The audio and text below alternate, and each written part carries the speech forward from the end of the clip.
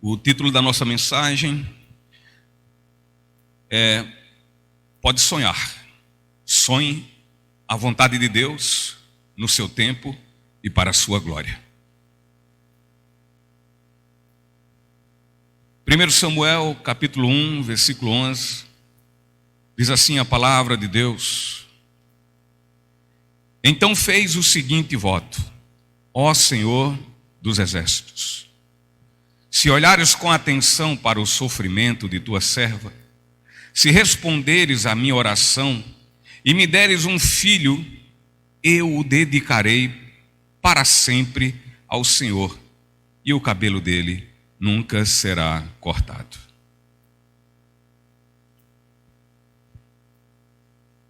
Eu não sei os irmãos, mas coisa que eu acho bom quando eu durmo, e nem sempre acontece, é sonhar.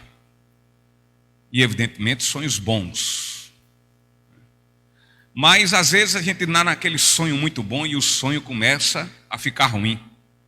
Na verdade ele muda. Ao invés de ser um sonho, passa a ser um pesadelo.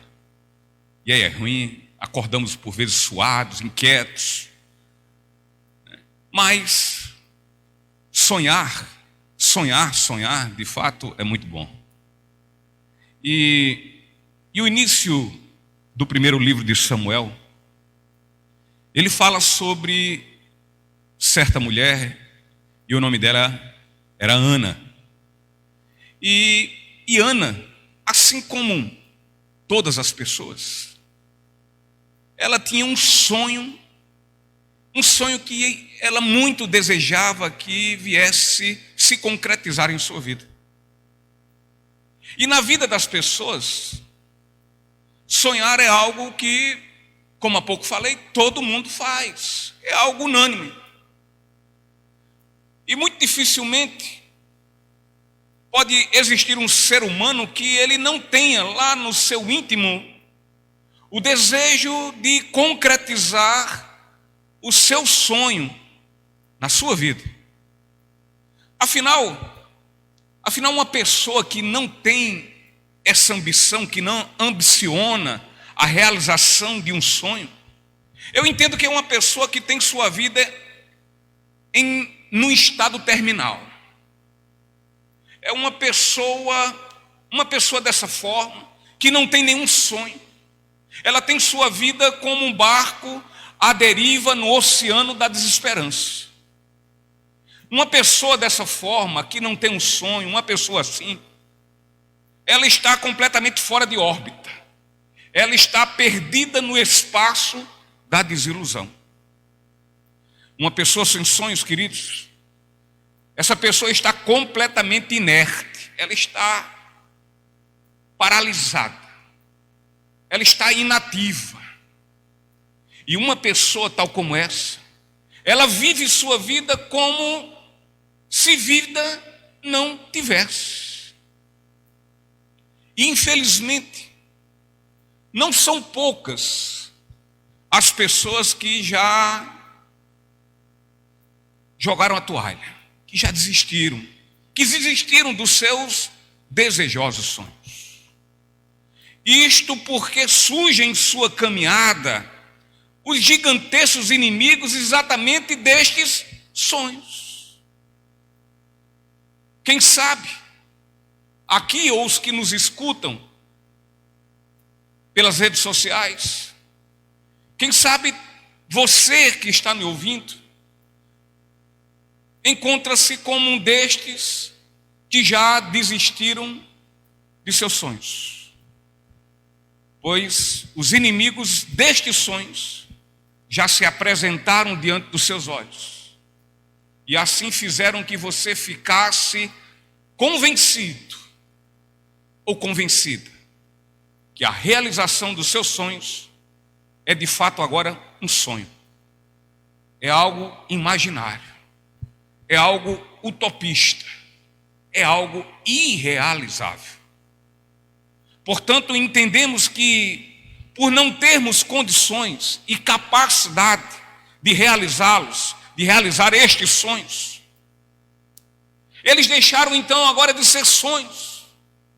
E como há pouco falei, transformaram-se em penosos e opressores pesadelos.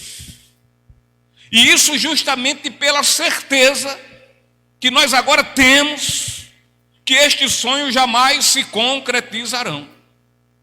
E dessa forma, aquilo que antes era muito almejado, aquilo que antes era muito desejado e desejado com prazer, passa neste momento a ser um instrumento de opressão, passa nesse momento a ser um instrumento de sobrecarga, e essa sobrecarga vai cansando, vai fadigando, vai levando à depressão. E por assim serem, nós cuidamos então em desistir deles, em não mais pensar neles. E então vamos sepultando um a um, ou todos, no cemitério das nossas frustrações. É possível que aqui existam pessoas, nos ouvindo, que já fizeram isso, que já sepultaram muitos dos seus sonhos. Estas pessoas já emitiram as certidões de óbito destes sonhos. E assim colocaram em seu túmulo uma lápide, uma placa, com a seguinte frase: aqui está enterrado o meu sonho. Aqui está sepultado o meu sonho. Aqui já os meus sonhos.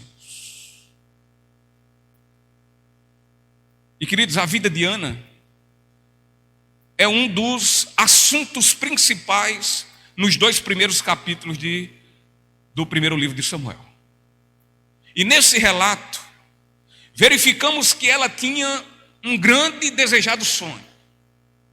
E o sonho de Ana era quem alimentava, era quem revigorava as suas forças, era quem fortalecia, quem motivava nela a sua vontade de cada vez mais viver e viver para a glória de Deus. O seu sonho era um estímulo à sua vida, à sua existência. O sonho de Ana, o sonho dela era ser mãe. O sonho de Ana era ter um filho. Contudo, Ana tinha também um grande e gigantesco inimigo, e este inimigo impedia a realização do seu sonho. O sonho de Ana, ele era grandioso, mas o inimigo do seu sonho era gigantesco. Ana era estéril, e isso era algo terrível, pois isso apontava para uma definitiva irrealização do seu sonho. E Ana tinha um esposo que muito a amava, um esposo que ela tinha um grande singular, tinha por ela um grande singular sentimento de estima, de carinho, de amor. Contudo, esse esposo não era só dela. E eu quero fazer aqui um parênteses, que embora a Bíblia relate relacionamentos de bigamia, mas a Bíblia não concorda com a bigamia, e sim com a monogamia. Um marido e uma esposa, e só, e somente só. Então, queridos, seu marido, ele era compartilhado com outra mulher. E esta outra mulher, Penina, ela usualmente desacatava a pessoa de Ana. Ela humilhava Ana por Ana ser estéril. Ela ridicularizava Ana por conta do seu útero estéril. E olha, há uma frase que diz assim: não há nada tão ruim que não possa piorar. Então, não bastando o inimigo da esterilidade que tornava humanamente impossível a realização da gravidez de um filho na vida de Ana. Não bastasse também a zombaria de Penina, a humilhação que ela passava. E aí o que é que vem? Ocorre que num certo dia, Ana orava a Deus, na sua oração ela apresentava a sua vida juntamente com sua aflição devido ao seu ventre estéril. E Eli, o sumo sacerdote que estava lhe observando, de cara, como muitas vezes nós fazemos, julgou aquela mulher injustamente, quando interpretou de forma equivocada os motivos que ela estava ali a orar ao Senhor. Então ele acusa Ana de estar embriagada. Portanto, queridos, Ana, não diferente de todos nós, ela tinha grandes conflitos e inimigos que a todo momento estavam tramando, planejando contra o sonho dela. E sendo assim, Ana tinha muitos motivos para se deixar levar e assim sentir-se totalmente desencorajada e também ficar uma mulher amargurada. Contudo, isso não aconteceu. Mesmo diante do seu grande impedimento da esterilidade, agrupada também às muitas investidas dos inimigos do seu sonho, Ana, em hipótese alguma, ela se revoltou com Deus, ela não retaliou também contra sua rival, e portanto ela não pagou mal com mal. E por fim, ela jamais perdeu sua esperança no Deus da sua salvação. Então Ana não afogou seu coração no mar da desesperança. Ana não se deixou levar pela incredulidade. Contudo, ela derramou todo o seu ser, toda a sua alma diante de Deus, o Deus da sua vida. E entregou-se assim confiantemente. Lembram-se de domingo? Entrega e confia. Se entregar e não confiar, não entregou. Então ela entrega confiantemente ao Deus da sua vida. E quando ela entrega o seu grande problema, algo que para ela era humanamente impossível de resolver, que ela não tinha como resolver nada, ela entrega e descansa. Porque quem entrega e confia, descansa. E quem descansa, espera com paciência. Ela entregou-se confiantemente ao Deus da sua vida. Ela entregou e descansou pacientemente. Ana não desistiu. Ana perseverou em sua fé. Ela buscou a face do Senhor e o fez em oração. Parece que Ana estava lá no futuro, ouvindo o apóstolo Paulo dizendo: ei, não se torne ansioso por coisa alguma. Antes, apresente diante do Senhor, em súplicas, em oração, agradecendo por tudo. E receba dele a paz, a tranquilidade e o descanso. Então Ana não desistiu, perseverou em sua fé. Ela entrou diante da face do Senhor em oração, ela rasgou e desnudou sua alma diante dos seus olhos oniscientes e chorou humildemente sua causa, completamente prostrada aos seus pés. O seu problema, o problema de Ana era gigantesco, mas ela preferiu confiar no seu eterno Deus. Ana, ela não abriu mão dos seus sonhos. Ela não se entregou à incredulidade.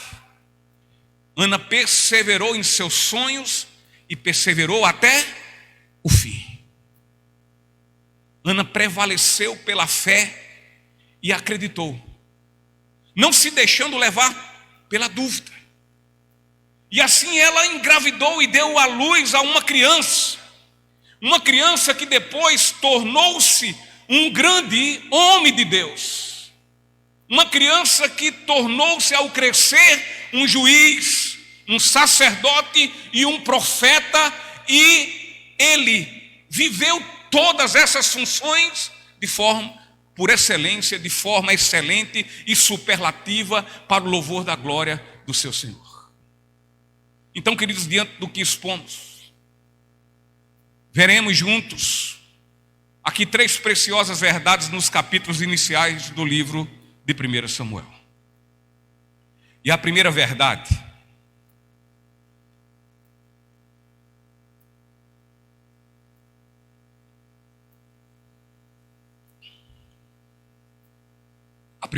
é que Deus é infinitamente melhor. Vou repetir. Deus é infinitamente melhor que a realização de todos os nossos sonhos. Ele é melhor que tudo.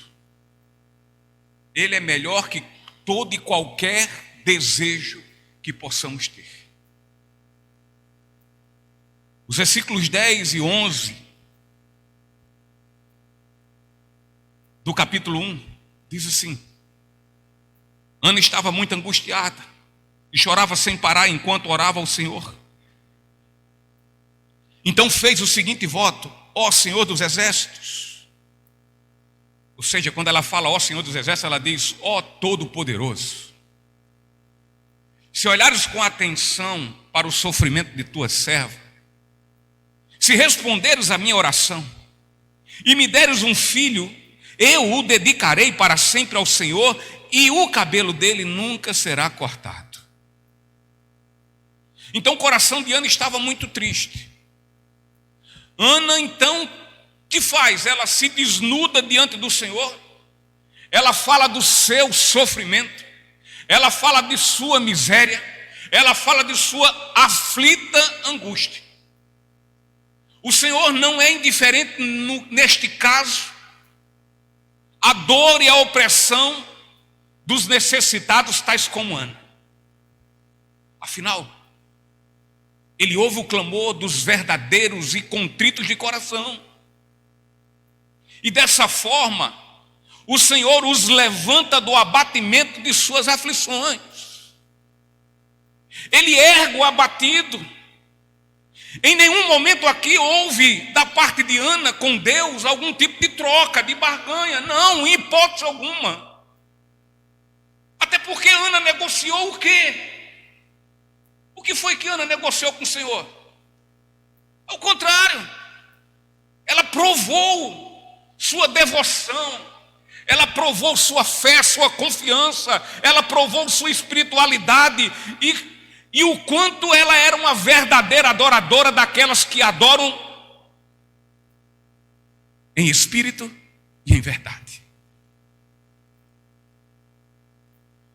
Pois afinal, o que foi que Ana ofereceu ao Senhor?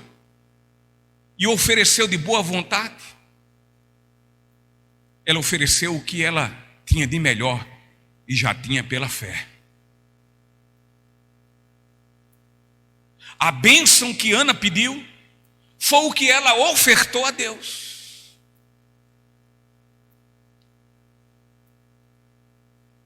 E assim é que tem que ser, meu irmão.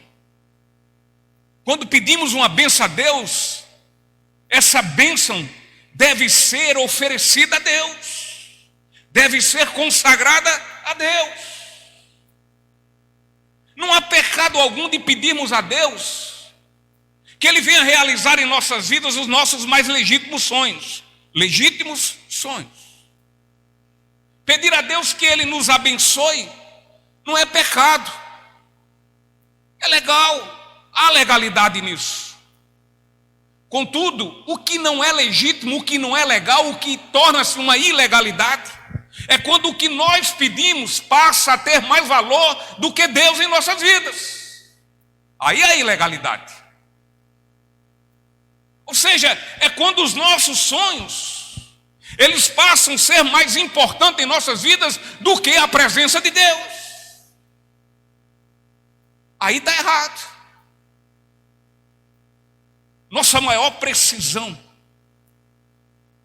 e nossa maior necessidade não são coisas ou realizações e não são pessoas.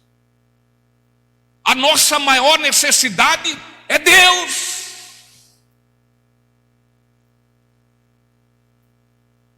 temos um amplo e imenso vazio em nossa alma. E por mais que alcancemos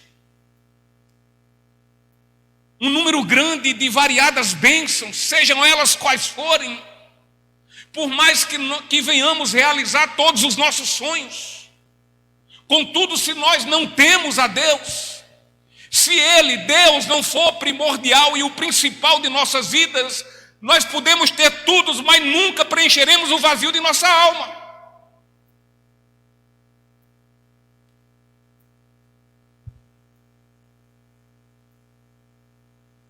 Portanto, muitas vezes Deus não nos concede a realização imediata de nossos sonhos. E o que é que Ele faz? Ele posterga. Ele coloca para frente. Ele coloca para posterior. A fim de que venhamos, antes de tudo, buscá-lo em primeiro lugar. Não por nada Ele disse: busquem, pois, em primeiro lugar, o reino de Deus e a sua justiça, e todas essas coisas lhes serão acrescentadas.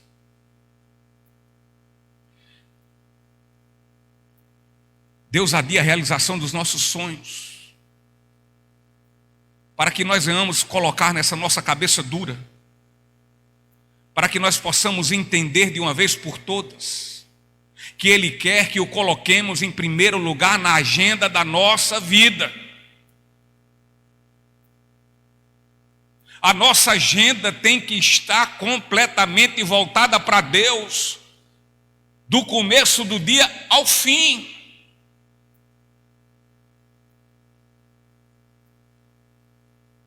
Ele quer que nós venhamos entender isso, para que, sendo Ele o mais importante em nossas vidas, nós possamos entender também que o nosso dinheiro, que o nosso trabalho, que o nosso alimento, que a nossa saúde, que o nosso intelecto, que os nossos talentos, que a nossa família, que a nossa própria vida, sejam diante da nossa necessidade de Deus, coisas e questões supérfluas,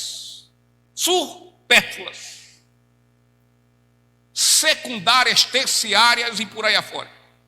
Mas Ele, em primeiro lugar, Ele tem que ser primordial. Ele quer que venhamos compreender que o Senhor é infinitamente maior e melhor que qualquer bênção e que qualquer sonho de nossas vidas. Sendo assim, quando Deus nos coloca de molho, no varal, de molho ali, na espera da realização dos nossos sonhos, é porque geralmente só dessa forma nós nos chegamos à sua presença e nos dedicamos continuamente à oração. E quem sabe nós chegamos diante do Senhor com o coração tal como de Ana e dizemos: Senhor, estou angustiado. E é por isso que eu oro a Ti.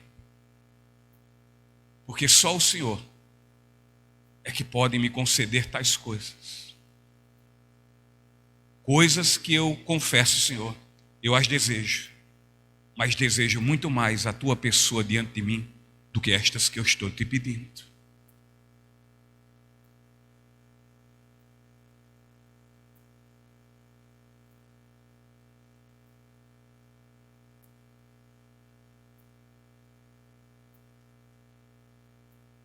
E aí? Seu sonho ainda não tornou-se uma realidade em sua vida? Será que este sonho não se tornou na sua vida o mais importante que Deus, que é aquele que pode realizá-lo? Será que esse sonho tornou-se na sua vida o seu ídolo? A sua prática de idolatria? E é por isso que ele ainda não é uma verdade, uma realidade em suas vidas? Segunda verdade: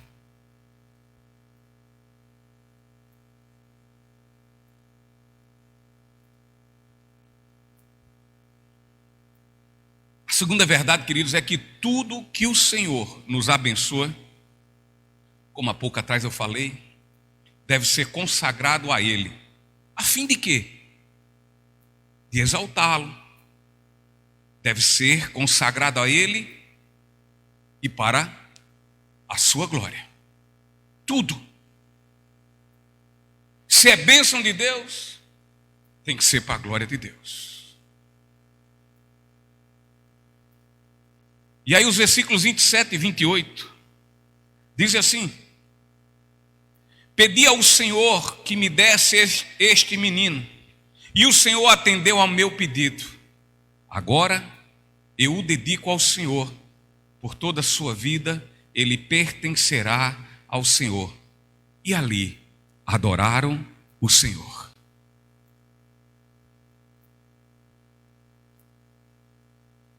Se tem coisa que o povo pede, e os crentes também, é bênçãos. Abriu a boca para orar, vai logo pedindo, muitas vezes. Esquece até de agradecer. Senhor, me dá isso, Senhor, me dá aquilo. Começa a pedir bênçãos e realizações de sonhos a Deus. E quando recebem suas bênçãos, quando esses sonhos se realizam, se concretizam em suas vidas, aí o que é que fazem? Esquecem do abençoador e apegam-se totalmente às suas dádivas e às suas bênçãos. A nossa querida irmã Ana não viu assim. Ela não viu dessa forma. A postura de Ana não foi dessa. Uma postura de ingratidão, ao contrário, foi de gratidão. Gratidão e profundo entendimento que tudo em sua vida, tudo, sem exceção, e em especial o filho que lhe foi concedido, ela entendia, olha, que veio de Deus, que é de Deus e deveria ser consagrado a Deus. Ou seja,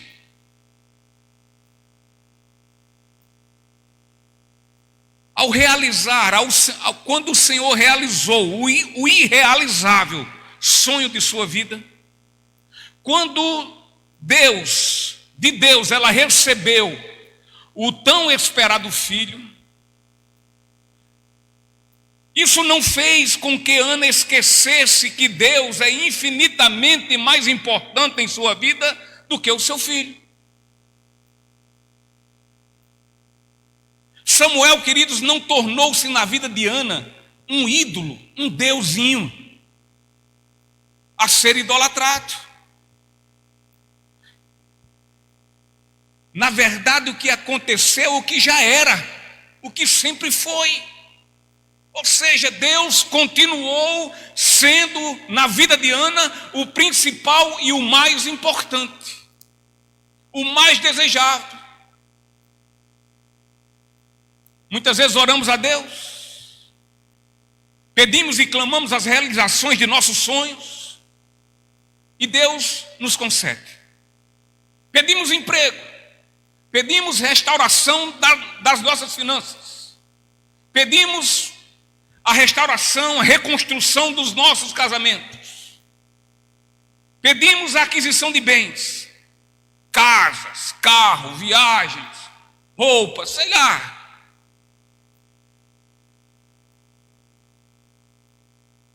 Pedimos uma conclusão de um curso superior. Pedimos a aprovação nossa num concurso público.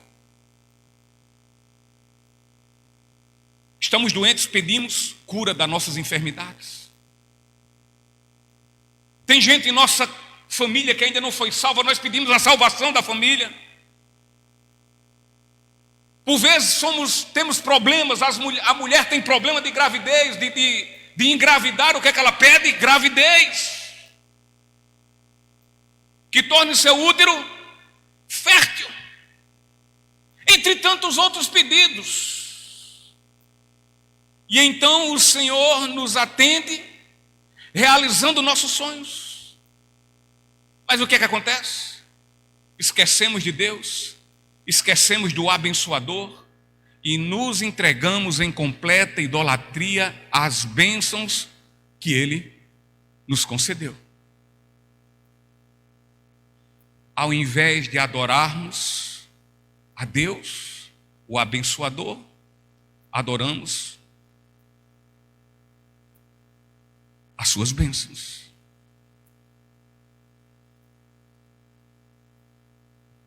Muitas vezes, promessas são feitas. Senhor, me dá isso, que eu vou fazer isso. Promessas são feitas, assim como Ana também prometeu. É fato. Ela prometeu. Quando ela orou a Deus, ela prometeu que ao seu sonho ser realizado, o seu tão desejado sonho ser concretizado, ela jamais esqueceria do Senhor, o abençoador da sua vida, e dessa forma ela dedicaria o filho, objeto do seu sonho, e dedicaria para o serviço da obra do reino.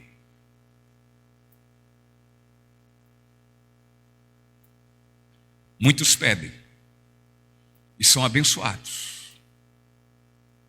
Recebem emprego, mas o emprego passa a ser motivo de cansaço. Estou cansado. Esse cansaço serve como desculpa. Desculpa para quê? Para não colocar mais Deus em primeiro lugar, como primordial, como acima de todas as coisas. Coloca todo o cansaço pelo emprego concedido e abençoado, para não trabalhar para quem? Para o abençoador. Muitas vezes até quando diz, Senhor, me dá um emprego, que quando eu receber meu primeiro salário, não será meu, mas será teu, Senhor. Eu investirei no reino dos céus. Está rindo, né? Não é assim mesmo?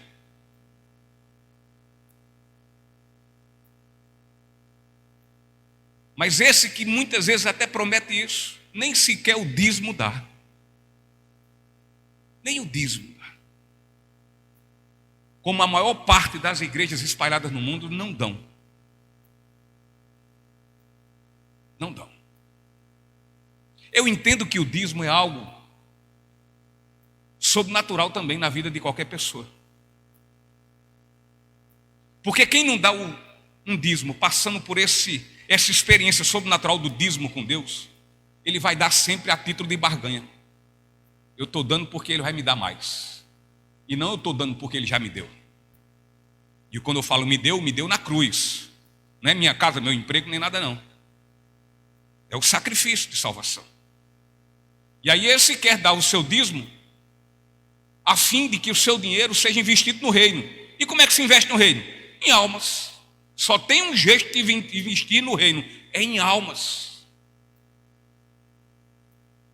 Ar-condicionado, tudo bem. Clima quente, às vezes a gente fica aqui tudo. Fala que seja, mas vamos lembrar também que tem uns irmãozinhos da gente, que é debaixo de uma cabana de palha, sol a 45 graus na sombra. E nem luz tem. Bateria? Tem não. É na lata mesmo. Mas estão investindo no reino. Cadeira acolchoada não vai para o céu. É um investimento que não chega no reino. Esses investimentos de templos suntuosos não é investimento no reino, é investimento na terra, é investimento na vaidade. Nada disso sobe. Só sobe quando nós investimos na obra e na obra que investe o evangelho nas almas perdidas, e essas almas perdidas vão para o céu. Aí é investimento do reino. Agora você tem que saber onde é que você está investindo os seus recursos. Seu não, que Deus lhe deu. para você ser mordomo, administrador. Agora é muito mais fácil dar dinheiro para pastor andar de jatinho, de Land Rover. Não é assim? Para ir para Jerusalém quando quer ir bem entender, do que dar a obra de um pastor missionário e evangelista que pede R$60 por uma cesta básica. A fim de quê? De assistir um necessitado, mas dar a ele o que ele mais necessita, o evangelho de Deus. Mas aí é difícil, amigo velho. É difícil. Mas sempre foi assim, vai ser diferente agora. Enfim, então nem sequer o dízimo dá. Pede o emprego, diz, o salário é todo seu, o primeiro, mas nem o dízimo dá. E até agora nunca deu. Recebe a restauração das finanças, esquece um abençoador então. E dessa forma a única preocupação é desfrutar do sonho e do sonho realizado por Deus. E quando esse sonho é realizado, passam a ser muito mais mesquinhos. Ou se não já eram, só agora estão mostrando a mesquinhez, a avareza. Se pouco investia na obra do reino de Deus, agora menos ainda. Muitas vezes a este não custa nada lançar mão dos seus recursos para a maior de todas as futilidades. Muitas vezes não deixa de comer uma pizza para abençoar uma vida.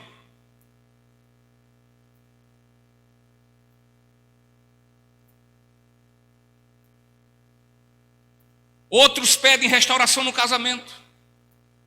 Aí Deus vai lá o quê? Salva o marido. Salva os encapetados em casa.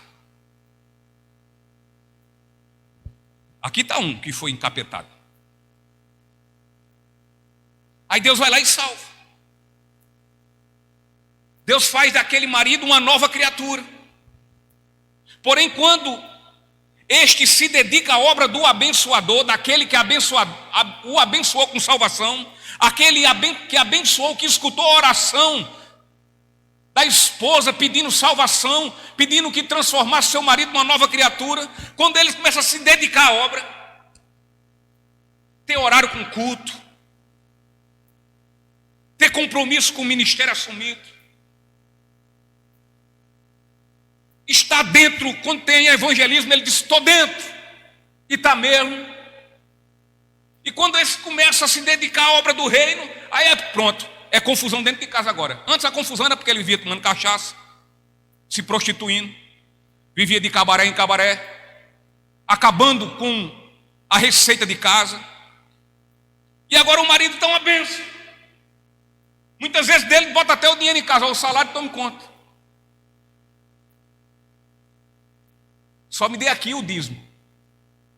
Aí quando fala isso para Dita Cuja lá, tá brava. Não é bem assim não. Primeiro as contas de casa, depois o reino de Deus. Onde é que está escrito isso? Primeira esposa encapetada, capítulo 2, versículo 12.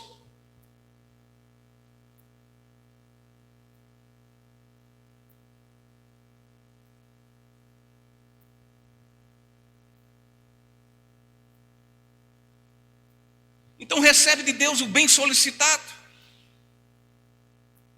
Porém o bem passa daí para frente ser impedimento de ir aos cultos, de participar, de ajudar no evangelismo. E sabe por quê? Porque o bem recebido toma o lugar de Deus, o abençoador. Se esse receber uma casa como bênção, essa casa é motivo para segurá-lo, para aprisioná-lo dentro dela. Se a bênção é um carro, agora o carro só sai para o culto e só sai agora em cima da hora. Quando pegava 2 ônibus, chegava primeiro que todo mundo. Se brincar, podia deixar a chave que ele abria a igreja. Mas o carro chegou, agora só chega depois de 10 minutos, 15 minutos, meia hora. Eu só chego na hora da palavra.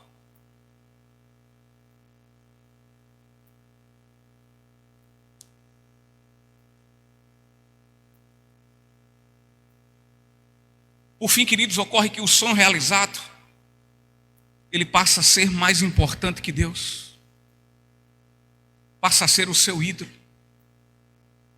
Nós temos que entender que o mais importante em nossas vidas, antes de realizar nossos sonhos, é que sejam realizados antes de tudo, os sonhos de Deus em nossas vidas. E também através das nossas vidas.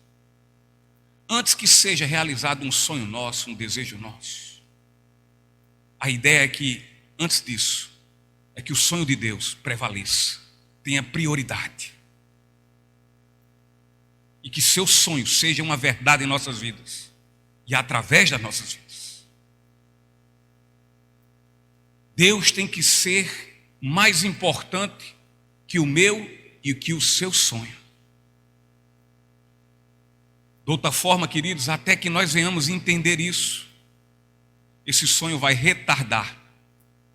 Esse sonho vai ser adiado. Até que possamos entender de fato. Terceira verdade.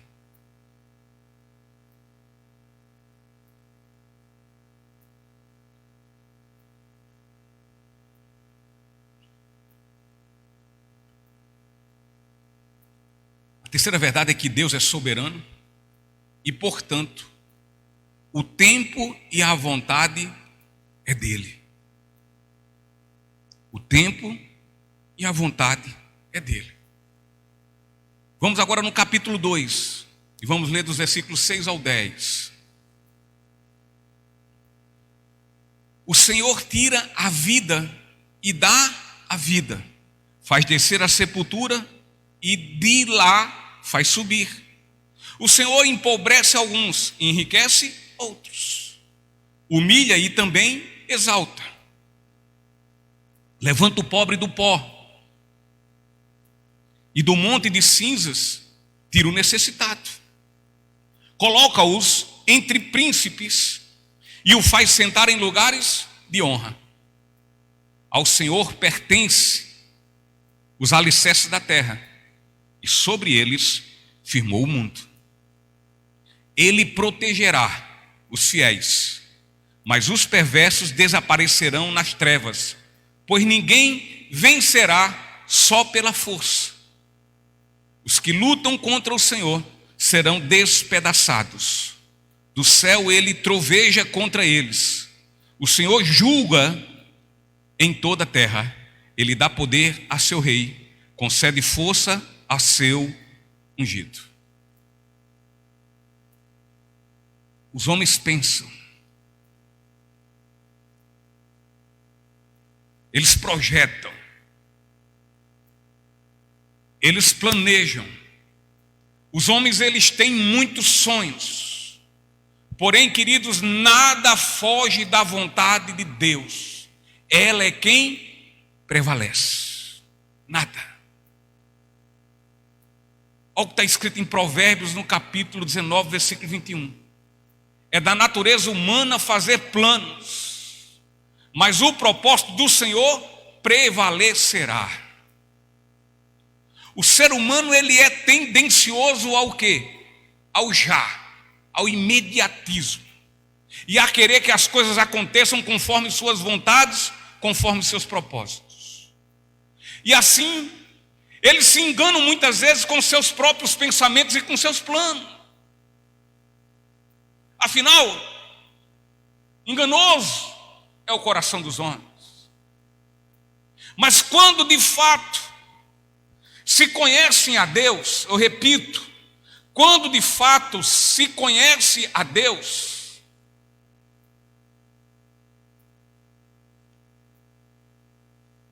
assim como nosso irmão João o conheceu, o que é que faz? Este se submete a ele e diz assim: sei que podes fazer todas as coisas, e ninguém pode frustrar os teus planos. Jó 42, versículo 2. Sei que podes fazer todas as coisas, e ninguém pode frustrar os teus planos. Então, queridos, Deus é soberano. Ele trabalha não conforme nossa pressa. Ele não trabalha conforme o nosso relógio, não.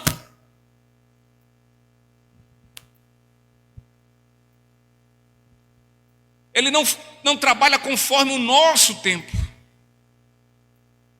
Queridos, Deus não é sujeito às nossas vontades, Ele não é.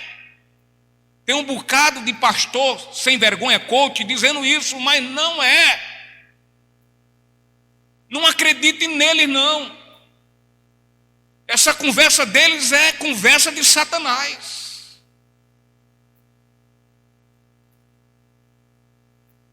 Os seus sonhos e planos são infinitamente maiores e melhores que os nossos. Assim diz a palavra de Deus. Olha o que ele diz, o que a palavra de Deus diz lá em Isaías 55, versículo 8 e 9. É o Senhor dizendo. Se você não concorda, problema seu com ele.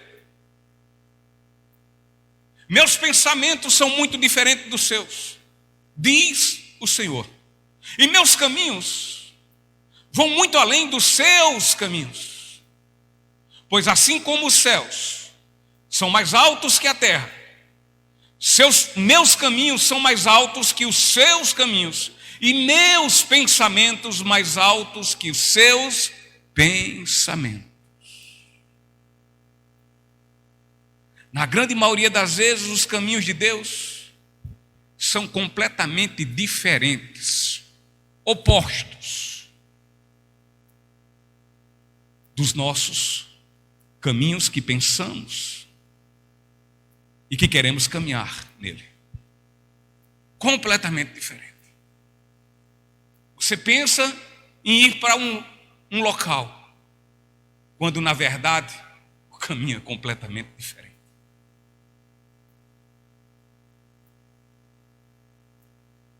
Novembro, dezembro, né? O aniversário da igreja, agora deu um branco, me perdoe. Participei da fundação, plantação dessa igreja, da inauguração, do culto de fundação da igreja. Passou na minha cabeça nunca. Vou estar pastoreando essa igreja.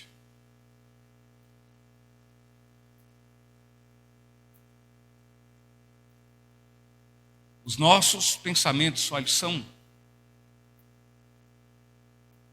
não pode sair outra coisa de bichinhos de Jacó, de vermezinhos. Não pode. Senão pensamentos pequenos, infinitamente menores do que o do Senhor. E além desses pensamentos, desses caminhos serem bem diferentes, eles não são só isso, só diferentes, mas eles são, Vandalberto, infinitamente menores e incomparáveis. Não tem nem comparação. O único sonho de Ana era qual? Ter um filho. O que é que ela queria com esse filho? Como toda mãe, colocar nos braços, niná-lo à noite, amamentá-lo, cuidar nos seus momentos em que tivesse adoecido, febril. O pensamento de Ana era esse: mimá-lo, amá-lo. Mas o sonho de Ana era infinitamente menor, inferior ao de Deus. O pensamento de Deus quanto a este sonho de Ana era muito maior, era infinitamente maior, incomparavelmente incomparável.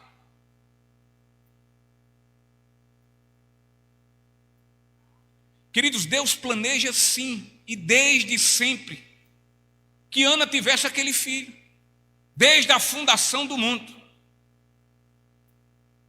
Mas ela não ia ter simplesmente um filho, mas este filho que ela tanto sonhava em tê-lo, este filho iria ser e foi um grande homem de Deus, na verdade o maior profeta, juiz e sacerdote de toda a sua geração. Louvado seja o nome do Senhor.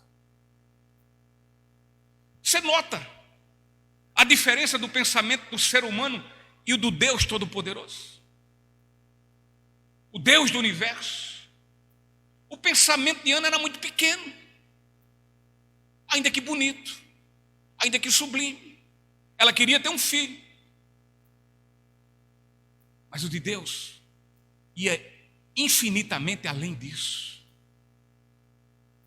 Deus tinha planos e propósitos no sonho de Ana. O filho de Ana seria o profeta que traria mais uma vez sua nação para viver na presença de Deus.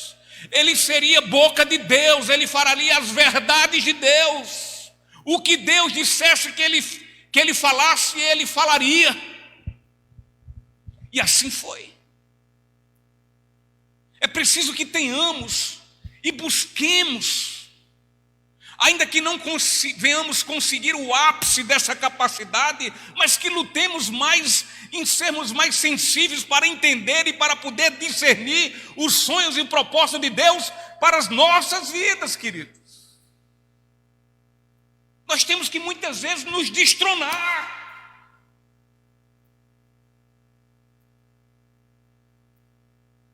Temos que muitas vezes parar de adorar a nós mesmos, nos idolatrarmos.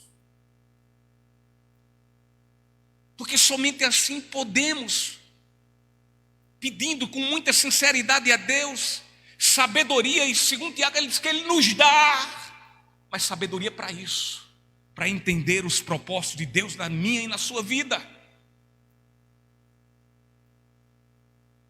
Nós devemos compreender que o melhor para nossas vidas não é a conclusão, não é a realização dos nossos sonhos, mas sim é a realização dos propósitos e sonhos de Deus em nossas vidas. Isso é infinitamente melhor, é incomparável. E ocorre, queridos, que Deus é soberano. Ninguém diz a Ele o que fazer e como fazer. Ninguém diz a Ele que já está decretado. Não, é uma tolice. Não caia nessa. Ninguém diz a Ele que não aceita.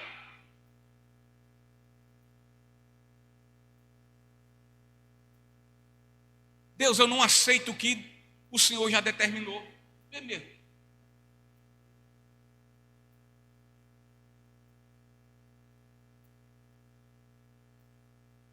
Eu não aceito, Senhor, o que o Senhor já definiu na minha vida.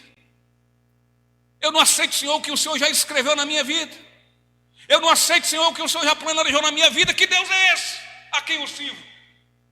É um fantoche? É um Deus banana? Que eu digo a Ele o que tem que fazer e não Ele diz a mim o que eu tenho que fazer e eu luto por fazer? Isaías 43, versículo 10 ao 13 diz: você é minha testemunha, ó Israel, diz o Senhor. Você é meu servo, foi escolhido para me conhecer, para crer em mim, para entender que somente eu sou Deus, não há outro Deus, nunca houve e nunca haverá. Eu, somente eu, sou o Senhor e não há outro Salvador. Primeiro previ sua salvação, então o salvei e proclamei isso ao mundo. Nenhum Deus estrangeiro jamais fez algo assim.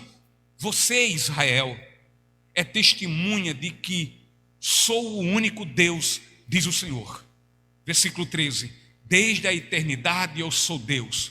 Não há quem possa livrar alguém de minha mão. Não há quem possa desfazer o que eu fiz. Ou seja, agindo Deus, ô glória, quem impedirá?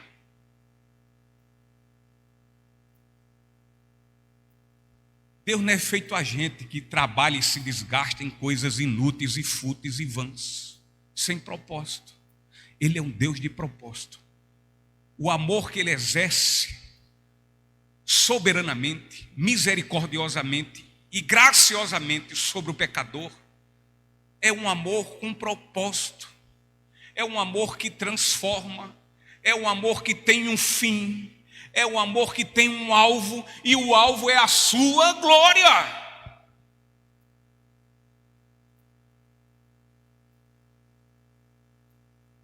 Ele age com propósito. Ele não fica a gente procurando fazer besteira, gastando com o que não é pão.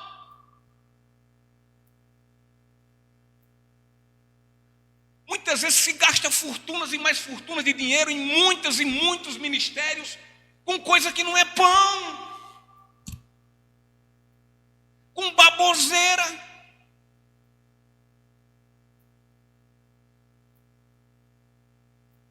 Com coisas antibíblicas.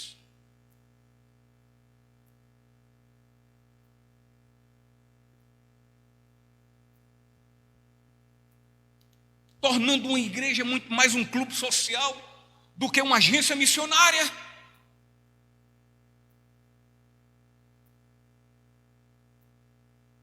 Tem muita igreja que devia se associar ao Rotary Club.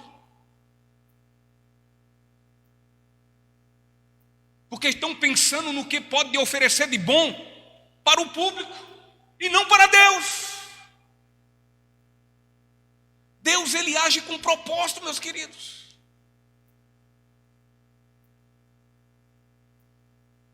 E os propósitos deles têm por finalidade o benefício para aqueles que o amam, mas também e principalmente para que saibam que ele é o grande eu sou. Principalmente para que saibam que ele é o soberano, para que saibam que ele é o criador do universo, para que saibam que ele é Jeová, para que saibam que ele é Javé, para que saibam que ele é Yavé, e que nenhum como ele existe, e ao fim o seu nome seja eternamente exaltado e glorificado. E Ana entendeu que melhor do que ter seu sonho realizado era ter a presença de Deus, o abençoador em sua vida. Era melhor do que tudo. Entendeu também que tudo que o Senhor lhe concedeu veio dele, por meio dele, e portanto era para ele. Porque dele, por ele, para ele são todas as coisas. Porque dele, por ele, para ele são todas as coisas. Me ajuda aí. A ele a glória, a ele a glória, a ele a glória, para sempre, amém. Oh, glorificado seja o teu nome, Deus Todo-Poderoso.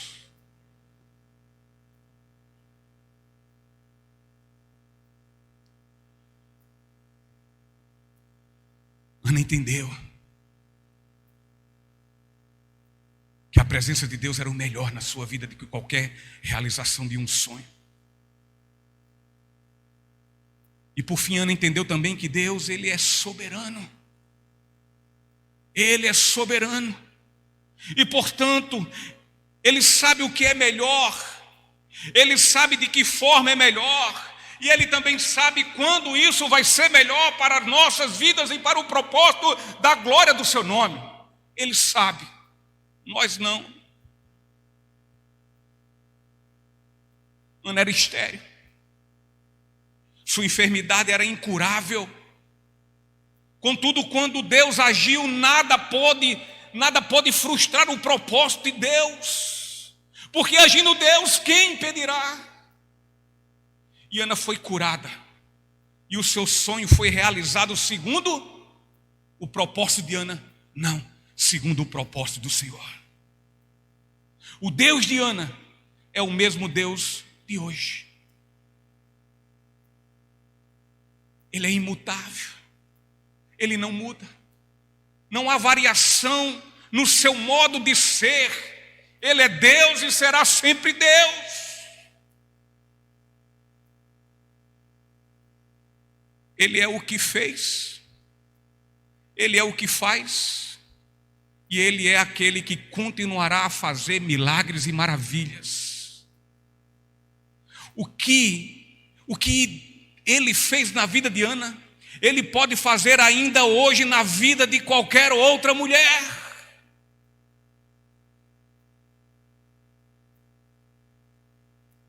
E não somente este milagre, como também qualquer outro que você necessita em sua vida, e inclusive lhe salvar da condenação dos seus pecados através da fé em Cristo Jesus.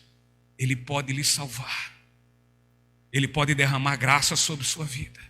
Ele pode lhe entregar com completa capacidade de entender o seu amor representado no Evangelho.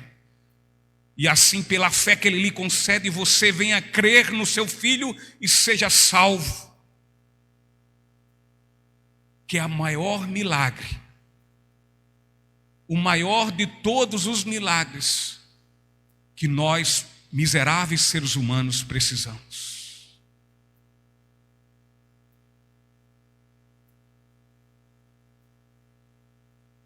É preciso que você entenda. E Ele pode, somente Ele pode lhe dar esse entendimento. É preciso que você entenda que Ele, Deus, é para a sua vida infinitamente melhor e maior do que qualquer bênção ou sonho que você venha a ser por Ele, por estes sonhos fiel, a fim de agora ser fiel somente a Deus, consagrando a Ele toda a sua vida e tudo que mais na sua vida existe. E por fim, Ele é soberano sobre tua vida. Portanto, Ana entendeu que absolutamente nada ela pode determinar sobre ela, mas sim que Ele é quem determina na vida dela e na vida de todos. E aquilo que Ele determina é infinitamente maior do que você sonha e do que você pensa para a sua vida. Ele é poderoso para fazer infinitamente mais do que pensamos ou pedimos. Ele é poderoso para nos salvar, para nos tirar da condenação do inferno. Eu quero que você abra, por favor, em Romanos 11. Eu quero ler com vocês. Talvez as nossas versões não conhecidas. Romanos 11, já no finzinho, a partir do versículo 33. E logo em seguida, quando eu terminar de ler, o Ministério do Louvor pode vir.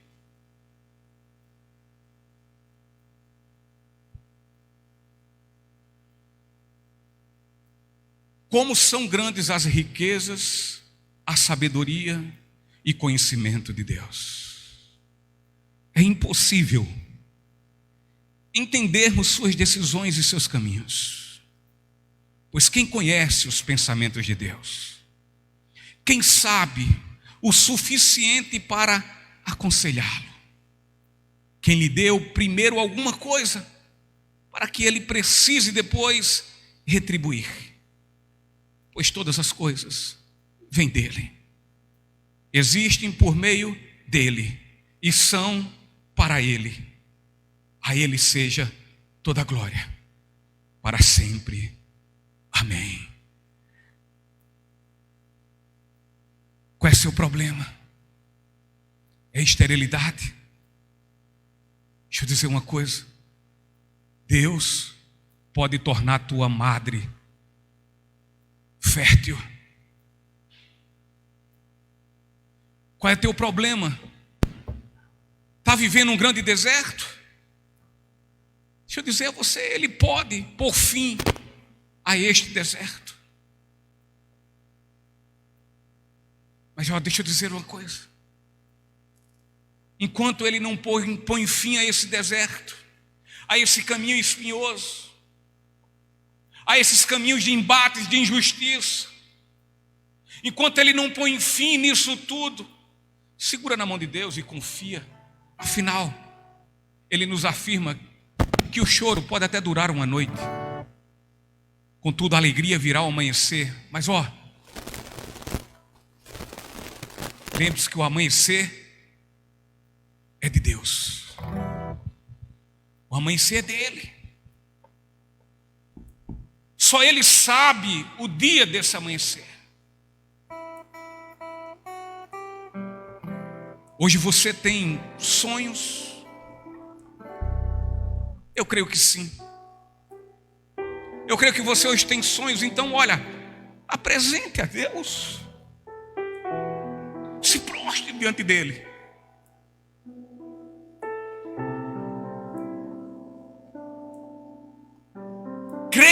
nome do Deus Pai de nosso Senhor Jesus Cristo, o Criador dos céus e da terra e de tudo que nela há, inclusive eu e você, creia nele e espere o seu agir. Talvez você não tenha mais sonhos, é possível. Talvez você já os tenha sepultado no cemitério das suas frustrações. Ei, eu estou falando do Deus do impossível. Eu estou falando do Deus Todo-Poderoso. Aquele que fez tudo, e tudo é dele, e tudo é para ele.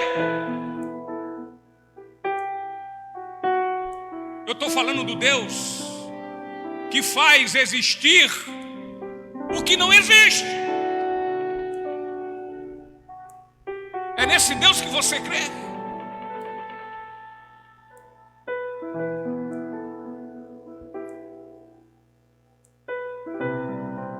Confie nele e espere o seu agir. Talvez até os seus sonhos já se tornaram pesadelos.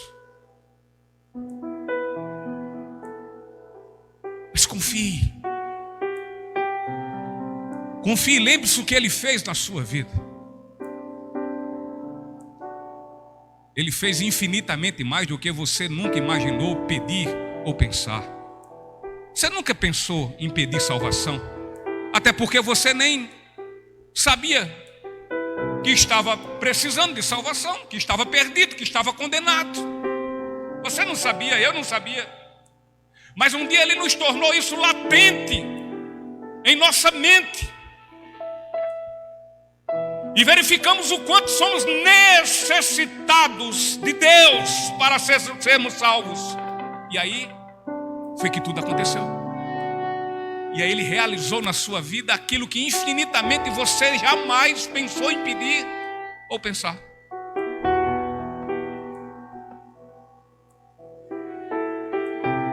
É este Deus que ele é capaz de realizar sonhos que para nós parece que eles já foram sepultados e não tem mais jeito.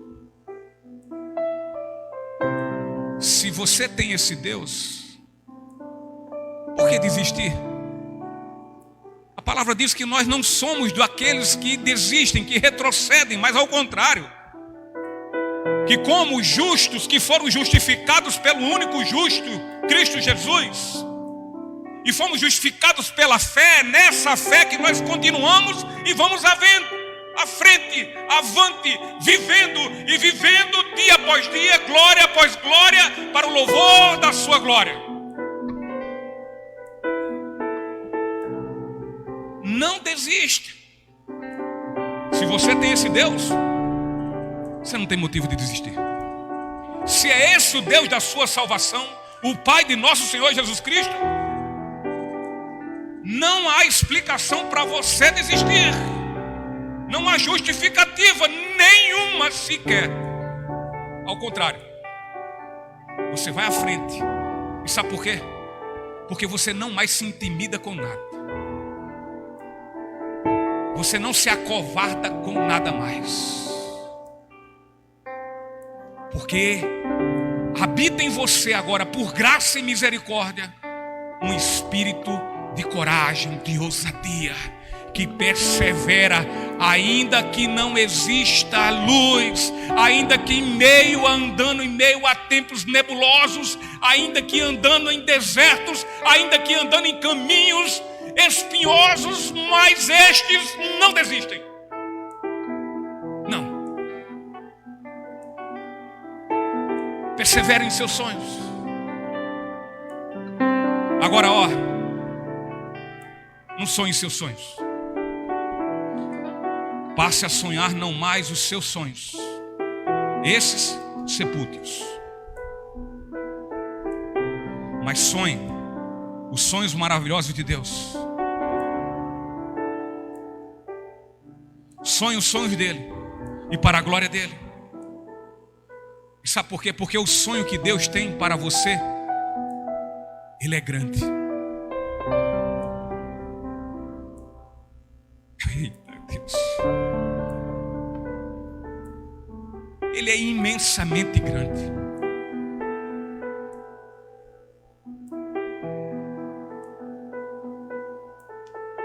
Ele é do tamanho do seu poder. O sonho que Deus tem para os que o amam é um sonho do tamanho da sua glória. É um sonho de uma imensidão eterna.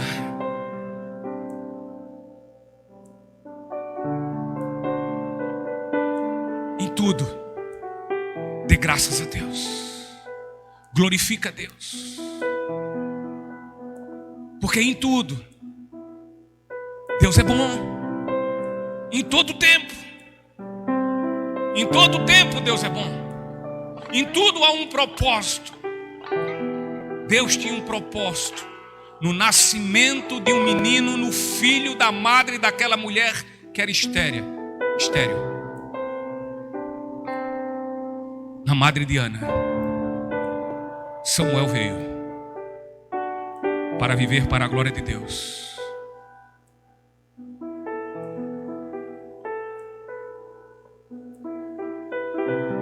Minha irmã Ivonete, eu sei que você me ouve. Em tudo Deus tem propósito. Tem propósito na vida de Sóstenes. Tem propósito na vida de Gabriel. E tem propósito na sua vida. Assim como na minha. Assim como na de Maria José. Assim como na do pastor Carlos. Assim como na vida de todos que o amam. E nós sabemos disso. Ou pelo menos devíamos saber. Que todas as coisas cooperam para o bem daqueles que amam a Deus. E são chamados segundo o propósito dele, de Deus. Porque ele é soberano. E todas as coisas vêm dele. Todas as coisas existem por meio dele. E todas as coisas são para ele. E portanto a ele seja a glória para sempre. Amém. Vamos louvar ao Senhor. Vamos dar graças ao nosso Deus glorioso, Pai do nosso Senhor Jesus Cristo.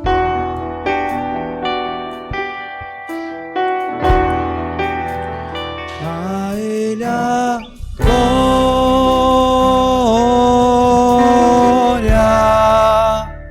a Ele a glória,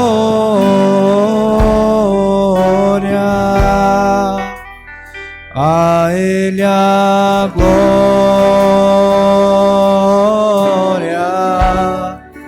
para sempre. Amém.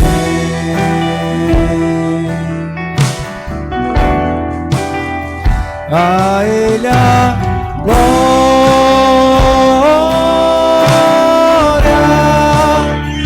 a Ele a glória,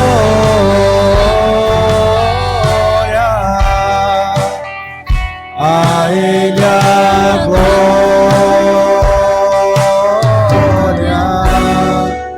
para sempre. Amém.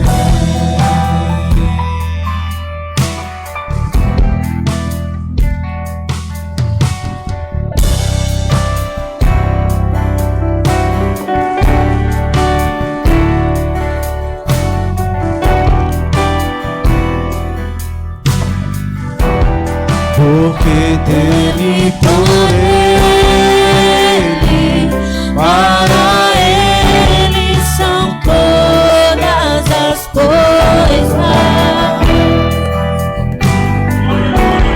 Porque dele, por ele, para ele são todas as coisas. A ele a glória.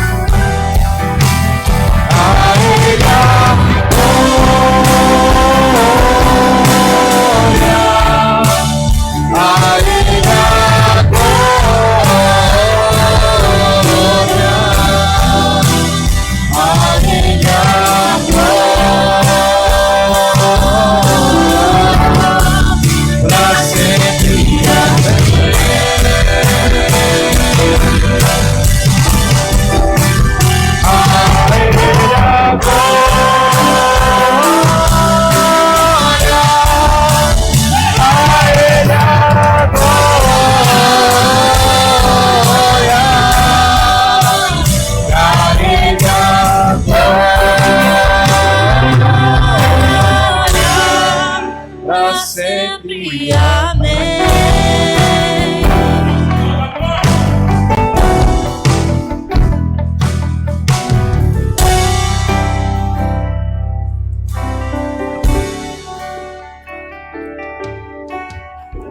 Querido, já encerrando,